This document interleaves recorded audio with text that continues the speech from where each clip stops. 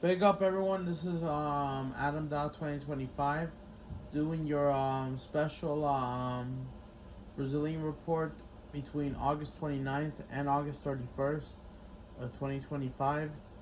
So yeah, I got a few things to say. First of all, smash a like on this video and subscribe to the channel for more content for this as well. And if you're enjoying this, definitely. Let's hit it. Don't move like fraudulence. Alright.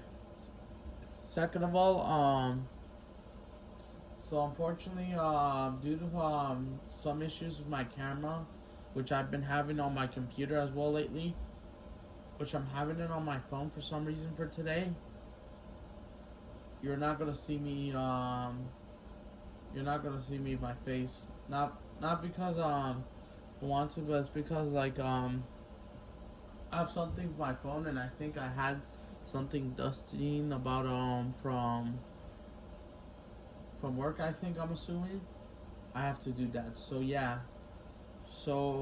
yeah, and third of all, it's already Tuesday already.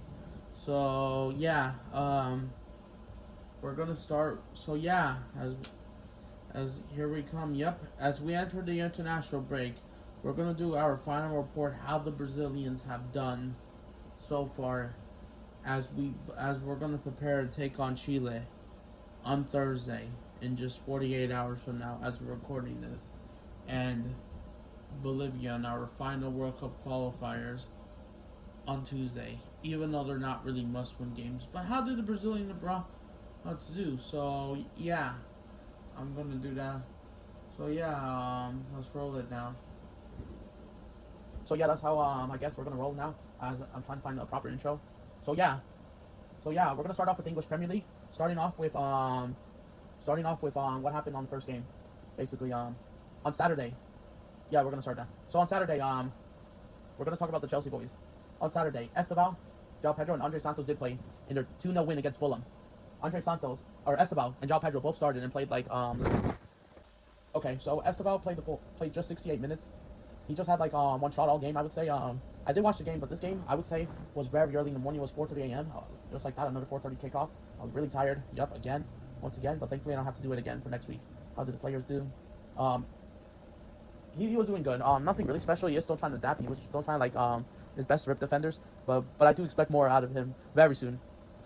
I thought okay, it's a good performance. João Pedro, he scored a goal just before halftime, and then it was the referee added on 8 minutes, and João Pedro scored off a corner header. I forgot who took off the corner. I don't know if it was Tyrene George, or I forgot who took that corner, leading to João Pedro's goal from the header, and they made it 1-0.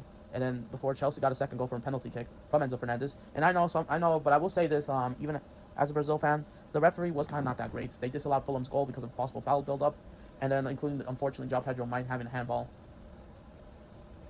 that shouldn't even have counted. For me, I don't think it was a penalty kick, but I don't know if he was trying to intervene with the ball. But I know the calls, they need to be consistent. What's this? What's that? Even though I don't think it was João Pedro's meant to do that, or wasn't trying to intervene for the play or something. But yeah, João Pedro looked kind of solid. Especially inwards, doing his thing, somewhat pressing, and like whenever he gets the ball challenge and like all that. João Pedro, I thought he was very good. Not at his best, but kind of goodish performance, I would say, especially getting him the goal. But the referee wasn't that great, honestly. So yeah, Andre Santos, he just played 9 minutes, literally at the 89th minute when it was about to be the 90th minute. He has been subbed on and just getting those wish a kid minutes, basically. You know what I'm saying? Like Endrick, basically. So just 8 minutes. There wasn't really he could do. Game was almost over, just controlling the ball and all that. Nothing too spectacular. Hopefully Enzo Maresca does like give him more opportunity. So yeah, there you go. Chelsea, by the way, they're sitting in second in the Premier League in the first 3 days. Yup, as world champions. All right, moving on to Manchester United, because they're not even like Manchester United. So yeah, talking about just focusing on two players, Matheus Cunha and Casemiro. Yes, we got major updates. On Saturday, both Matheus Cunha and Casemiro started together in Manchester United's not convincing 3-2 win against Burnley, and it wasn't that impressive, honestly. All I gotta say, first of all, Manchester United I just don't know what to say about this team. Manchester United only scored one goal from open play, and it was from Mbeumo's first goal, I think, Premier League goal. And Man United were struggling against Burnley, and the ref gave them a penalty to bail them out. And you know what? This is just not sustainable. And unfortunately, even though this isn't really to talk about the refs, but United, just like Chelsea, yeah, they might have the refs on payroll, kind of, because yeah, it says it all. But besides that, Matheus Cunha just played 31 minutes, and if you don't know, he actually picked up an injury an oopsie, and a hamstring injury. And unfortunately, due to this, immediately, he is not called up for Brazil again. He's out. And it looks like we had to bring on Lino from Flamengo had to be called up instead to replace Mateus Cunha. Sam Lino instead. So yeah, even though he's no longer at Atletico Madrid and he's at Flamengo, even though yeah, yeah, but it looks like apparently according to this source or this tweet that Mateus Cunha's injury wasn't that serious. It was just like kind of like in like in there just for like a day or two or all that. It's nothing like really serious. It was just like they just needed to take him out right away, even though they just need to rest him up. And like yeah, and if it's true, it looks like he should be fine and he won't be back until after the international break. Who will be featured in the Manchester derby against Manchester City. So yeah, so speedy regards, Mateus Cunha, as always. Yeah, sorry if you didn't get to playing Carlos Ancelotti's Brazil. I mean, well, these games don't really matter at this point. So yeah. Okay, so you know what? Yeah, that's okay. All right. Oh, by the way, one more thing. How did Casemiro did? Casemiro just played 68 minutes, doing his thing. Nothing really special. So yeah. So moving on towards Richarlison and at Tottenham. Yep, the current Europa League winners right now. So yeah. So on Saturday, the same time when Manchester United were playing and struggling against Burnley, Tottenham lost 1-0, and Richarlison, just like every Spurs player, got locked up. He played the full 90 minutes. He got locked up everywhere where he go. Tottenham wasn't that impressive, going back to their old ways, losing to Bournemouth 1-0. And yep, the same Bournemouth that lost most of their players like Dean Housen to Real Madrid, Zabit, the Ukraine to PSG, and that another guy. Julian Araujo, as people blame him. Yeah, he's not good defensively for Bournemouth and all that, even though he didn't play a single minute. And Bournemouth managed to keep a clean sheet after minute 5. And nothing else happened. Like, Richarlison, I thought he got locked up. We'll see what happens next. And yes, there's nothing else to say. It's just the whole Spurs team wasn't motivated. Because this is the same Tottenham team that beat Manchester City a week ago. Last week. But this time decided to go backwards again. Going back to their old ways. So yeah, that's all I gotta say. Because we need to talk about this. So yeah, Savinho didn't play a single minute. He stayed on the bench for the full 90 minutes. Well, actually, no. He wasn't even on the bench. He wasn't even in the squad because he's still injured as he's trying to recover now with this international break. As he will stay Manchester City 100% confirmed. And yes, Brighton made that comeback against Man City. Man City in these last 2 games are going bad. And like Manchester City, it's starting to feel like last season. Like they had that one great game against Wolves. And now they're starting to be like last season again. But it's like kind of getting worse. And the worst thing is about Brighton, they gifted their first goal from open play and a penalty and their first ever win of the Premier League because Brighton was winless. And now they're on the same number of points and Man City only has 3 points so far. Even United is above them. That's the crazy part about this game. But I will want to say this, besides Savinho getting injured, it looks like it's confirmed. Ederson, after 8 years, as it looks like it was time. He is leaving Manchester City and it's over. He will be joining Fenerbahce. We covered the stream yesterday, and you know what? As Manchester City fans, we'll say goodbye and thank Ederson for the service he has done for Manchester City. A total of like 300 over appearance, like 100 clean sheets, and like a couple penalty kick saves and like all that. I know 8 years is a lot of work. Won many trophies, including the one goal, the Champions League, and then here are the trophies that he has won, including the Old Club World Cup, which is now the Intercontinental Cup. Premier Leagues, FA Cup, Carabao Cups, you name it, he won everything in football. Well, besides those actual World Cup, both the Nations and the New Club World Cup. But yeah, I thought it was time to go. As a Brazil fan, I hope he can find luck and find his momentum to possibly get called up for Brazil. We'll see. We'll still try to cover for him. But yeah, he's an absolute legend of the game as well.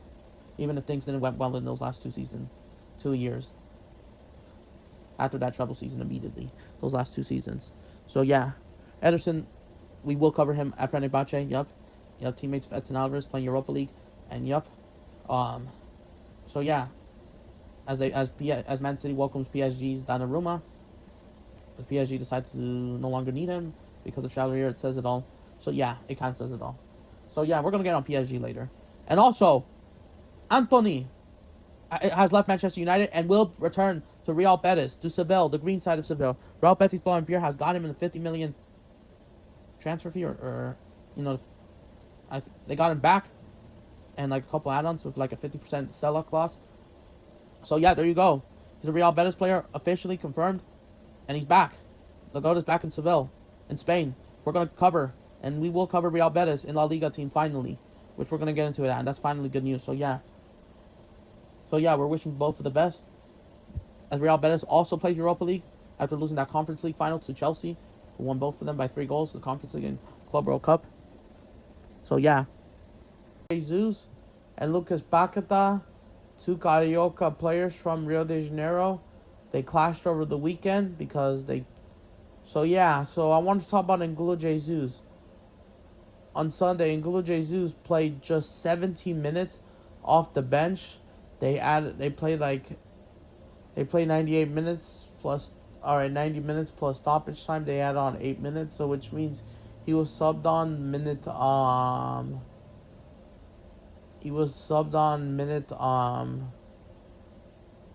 81 when they were down 1-0. And here's the thing, they were 3-0 down. Nottingham Forest had an okay game the first half, but they were not taking it as seriously, or they were trying to cause problems. But the second half was absolutely awful from Forest. They lost 3-0 the second half, even giving up a penalty, and Nottingham Forest's defense was not that great. And plus, with those kids, especially color and all that, I'm not trying to be rude to any Forest fan or anything. I kind of just think those kids were kind of mid. I like the ones from a few seasons ago, even last season's. And even though it's not the reason, I thought Nottingham Forest had a great start, and then they drew, but they lost to West Ham, who they gifted their first ever win for West Ham. They gifted their first ever win to West Ham of the season, after getting knocked out of the Carabao Cup early. And Nottingham Forest is just not looking great. All I gotta say, that was an absolute horrendous. You lost 3-0. That was just shocking. Everyone played really bad. N'Golo Jesus, what was he meant to do if the team wasn't really that great on the attack, and especially the second half was dead for them? Meanwhile, Lucas Paqueta, he scored a penalty kick to make it 2-0 before Jaron Bowen, I think, killed the game, made it 3-0. He scored a penalty, and as they win it for him. He took it pretty well. He played the full 90 minutes. He did what he needed to do. But there was some speculation that the FA, they're trying to unfortunately, they're trying to go after him of some punishment. I don't know what's going on. I know this is really anything, or criminal case or whatever's going on. I don't know what's going on. I mean, I don't know. We need to see what happens from there. Apparently the FA are trying to investigate him for something.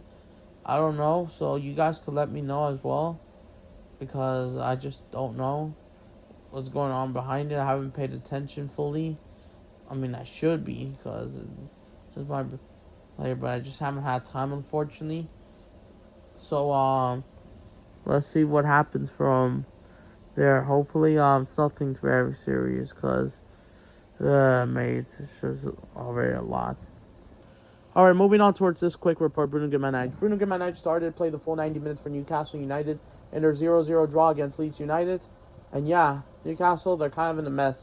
They're in a rough spot, especially what we all know. But I thought Bruno Guimaraes, there wasn't really anything to talk about this game.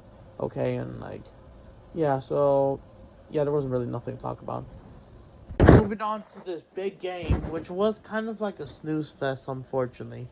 Moving on to Liverpool versus Arsenal, because they clashed over the weekend as the biggest game already early in the title race, already in match day 3. Both Liverpool and Arsenal coming in with 6 points. Liverpool are at home at Anfield. Arsenal are the away team, so they have to wear the white kits. And Liverpool get the home first, as they get to wear their home kit. There you go. So on Sunday, Alisson played the full 90 minutes for Liverpool, and 70 minutes Gabriel Martinelli played. Gabriel Martinelli playing the full 90 minutes. So all I gotta say about the Brazilians, this game was kind of a snooze fest. It was kind of boring, but I will talk about the crazy thing. Gabriel Martinelli was doing his thing, defending. Gabriel Martinelli, nothing really special, even though he was the player that was trying to create some chances here and there, but not really a lot. Alisson doing his thing, making a couple saves and all that. Liverpool were definitely the better team. I would say slightly more. There were some moments here and there between the two sides, but what got them the winner, even though he's not Brazilian, but Dominic Szoboszlai, the Hungarian right back. What a world-class free kick golazo banger that won Liverpool the game, bro. Even David Raya couldn't save it, bro. If this was against Alisson, I would have gotten on him, but thank goodness it was against David Raya. And Liverpool, no matter how they struggle, they always find a way to get things done late, in time. And yes, Liverpool are league, not champions, not league winners. It was still a long way, but league leaders already. So looking good, especially their new signing, for finally, Alexander Isak from Newcastle. The saga is over. And you know what? Honestly, the Premier League and possibly Europe, they might be cooked. I'm not going to lie. Then you got Isak. Despite having Ikitike, that team is just going to rock, bro. That team is just going to blow a blow of fire of entertainment. Especially out of the bird's mouth. Absolutely, bro. But yeah, overall, the Brazilians, they did great, I would say. Okay. Alisson doing his part. Saves here and there. It was kind of like not an impressive game until like the end, until the world-class free kick banger that changed everything. And I was surprised. But yeah, what a free kick. What a banger, bro. Absolutely. I can't stop even looking at it, honestly. So yeah. That's it for the Premier League. So yeah, moving on. Militao and Rodrigo for Real Madrid. Oh, one more thing. Gabriel Jesus is still injured for Arsenal as he's trying to come back to training and recover, and is expected to be back around after the international break. So yeah. So on Saturday, Vinicius Jr. started on the left wing of Real Madrid in their 2-1 win against Mallorca. This was an important win for Real Madrid, as they're right now league leaders as well. After we're going to get to Barcelona in just a bit. Real Madrid got the job done. They won the 2-1 win. All that matters was the 3 points. Vinicius Jr., he scored back-to-back games. Loving to see that, as he's not picking up his form. For the first time, he looked good on the ball. He was actually pressing. He was trying to create chances. He's starting to look like his old self. And Vinny had a better game than Mbappe, honestly, this time. Vinny had a better game than Mbappe this year, absolutely. I mean, so far in this game, yeah. After Mbappe kind of started off kind of good and then kind of ghosted and was being a bit selfish. I'm nothing against Mbappe, but I thought he wasn't as impressive as he was in those first 2 games. The game against Real Madrid. But Vinicius, but yeah, there was a handball called up for like Arda Güler. But Vinny, I'm glad that he's picking up form. Hopefully he continues like this. He did play like I think 68 minutes. I just hope he's picking up his form. This is a good sign. He's pressing, trying to win those dual battles and all that. Beating defenders again. That's what we want to see. The old Vinny, the real Vinny from last year. We have to see it. So yeah, what about Rodrigo? Rodrigo obviously was brought 68 minutes. Played 22 plus stoppage time. Played a total of 28 minutes. He didn't do much, unfortunately, I would say. Rodrigo, I wouldn't say he was bad. I thought he was kind of mid. Not because it was that bad, but he wasn't as something motivated. Yeah, he did still have to play on that right wing, I think. I did watch the game, but yeah, but he didn't do anything spectacular. Real Madrid were just playing for the 2-1 win. I'm surprised I'm surprised they kind of didn't win for a third goal, which I thought they should. But I did expect Real Madrid to make do a bit better. But yeah, we'll see. Militao also came on like the last minutes, like of the game. He came on like the 92nd minute, if I'm correct, or if I'm wrong. He came on very late, where the game is like about to be wrapped up, most likely 2-1 win anyways. He just, yeah, I just did, yeah, just cardio session for a few minutes for his body to improve, I guess. So yeah, that's all I gotta say for Real Madrid, league leaders so far. Yep, Lamine Yamal FC, you could say the link of yep. Rafinha started for Barcelona. Yep, he just played 62 minutes, and unfortunately, they did have a disappointing 1-1 draw against Rayo Vallecano. So literally, here's the crazy thing. So Rafinha, in my opinion, I'm not gonna go after him. I thought he was not that impressive, but it's not just that. Barcelona, in my opinion, were not that impressive. Yes, they did score a goal, but it wasn't a penalty kick. Lamine Yamal kind of won a penalty for himself, and he took it himself. Decided to want to crown himself, and Rafinha wanted to like do some moments, but he wasn't that impressive. This is the second game in a row that he kind of dipped off a bit more. I'm not saying he's like going through a bad period of form or whatever, but it's just not looking that great. Not for like Rafinha, but I think Barcelona had an off day, or were not good enough. I know they have to play 3 straight games to try to open the new camp, but this is a disappointment because they have to now now play catch up because they're 2 points behind Real Madrid and Bilbao. So a bit disappointed. And funny enough, Rayo Vallecano equalized. They break into Barcelona's high line from set piece, I think, corner actually, and then it was pointed out near outside the box and that literally happened 5 minutes after Rafinha was subbed out. And it was 1-1. Rayo Vallecano were actually outplaying Barcelona. If it wasn't for their goalkeeper, Joan Garcia, if it wasn't for making those big saves, Barcelona would have lost 3 or 4-1. They definitely got outplayed all night. They didn't even score from open play. And yeah, some of these players, they need to be more humble. I know some Barcelona fans are furious because it feels like a loss. Rayo Vallecano feels like to win, even though they should have won this game. And like, yeah, they were the better team. They outplayed Barcelona. They wanted to win more. But yeah, as Rayo Vallecano plays Conference League football, there was another Brazilian that does play for Rayo Vallecano. I forgot his name. We'll try to cover him like more often, but just not right now. We'll do it like in like more weeks time, like maybe like starting like late September, October-ish. Yeah, that's the one. So yeah, we'll start covering more, especially him. But yeah, Rafinha, I don't think it was really his fault. I just think Barcelona did have great games, including Lamine Yamal not being humbled, I guess. Especially like the penalty and all that, and like not doing enough from open play but Barcelona needs to fix up. So yeah, that's all I gotta say about Barcelona. Marcus Rashford, by the way, I forgot to mention this. He wasn't that impressive. He didn't do anything better, honestly. So yeah, Barcelona, that's it. Real Betis, we're gonna cover Anthony once he gets there. He's expected to play in their next game against I forgot who they have, honestly. But that's okay. And they lost 2-1 to Bilbao before Anthony arrives. So yeah, that's it for La Liga. Moving on. Yeah, I know it's kind of like getting boring, but like hard to hear. But I'm just doing my best.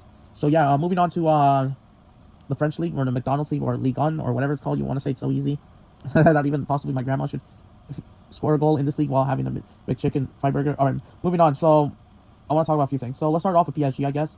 PSG had a 6-3 win against Toulouse. Dembele scored 2 penalties.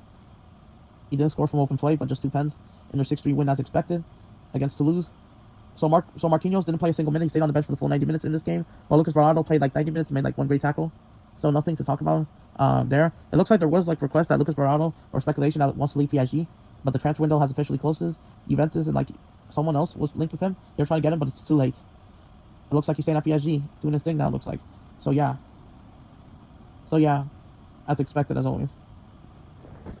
By the way, Venderson from Monaco, I want to mention this. He didn't play a single minute in their game against for Monaco. He wasn't available. I think he's still injured, which is okay.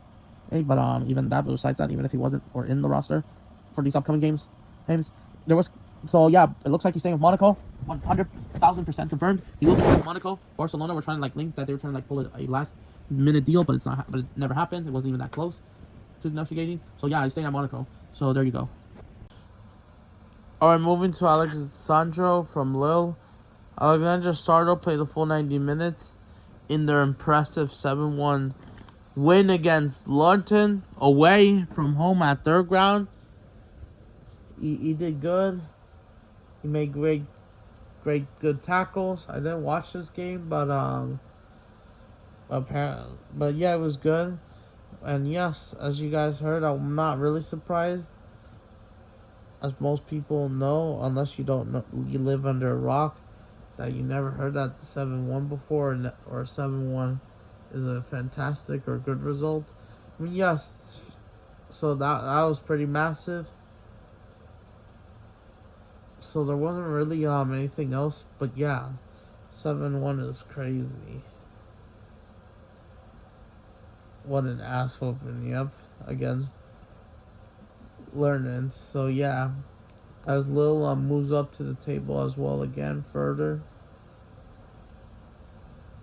So yeah, All right, moving on to we're gonna wrap things up. Italy and Germany for good. So let's start off with Ederson for Atalanta. So it looks like Ederson, he didn't play a single minute for Atalanta. I believe they drew 1-1 again. I forgot. Ederson didn't play a single minute in their game. He's still injured. It looks like that he's going to be constantly injured. He will miss most until late September. He won't be back till late September, like in 3 weeks, like literally after, which means that he will have to most likely miss the game against PSG on their opener of the UCL. So yeah, let's go to Wesley. On Sunday, I think this game was on Sunday. Or I think this game was actually on Saturday. On Saturday, Wesley played the full 90 minutes in their 1-0 win against Preston. I know he did score against Bologna, a very great start, but in this match he wasn't as motivated, as impressive. He did like had one shot, or he didn't. He was just nah. He kind of calmed down after that fantastic goal start. So nothing against him. That doesn't mean anything bad. It was just like nah. It was just nah. At the last day for the international break, it's alright. It's only match day 2. We're also going to cover Luis Enrique, not the one at Moscow who was from Botafogo, one of the Russian clubs, which we're going to try to cover at him at this point. He stayed on the bench for Inter Milan's 2-1 loss against Udinese. So yeah, we're going to cover him as well. He's no longer Marseille for now. So yeah, moving on. So yeah, last one. We're going to talk about Jan Kuti from Borussia Dortmund. Yup, the one and only human trafficking organization that has been. Jan Kuti played the full 90 minutes in their 3-0 win against Union Berlin, I believe. Yeah, he got 1 assist from I didn't watch the game, but apparently he got an assist. I don't know if it was on quarter. Great set piece, great goal. Bertuni, but I'm assuming that he did okay, especially leading up to the assist. So yeah. So yeah, thank you everyone that made it to the end. As always, we're going to try to cover more. I'm just trying to find more space, more time. Like I said, I got a job. I have to cover these videos. We'll try to be back with a watch along this Thursday. I still have to cover this and that. Like things are in the way. Like it feels like school all over again with much more extra stuff. Heavy homework. That's what it feels like to me. So yeah, we're going to cover everyone, including, like I said, Anthony, Bettis, and Fenerbahce Anderson. So yeah. So hopefully you smash a like, enjoy this video. Thank you. Peace out.